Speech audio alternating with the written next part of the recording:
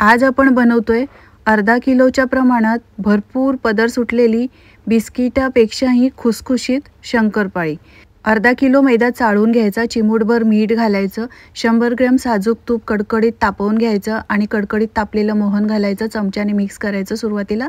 यानंतर हाताने मिक्स करून घ्यायचं आहे, मूठ वळली जाते याचा अर्थ मोहन आपलं परफेक्ट आहे।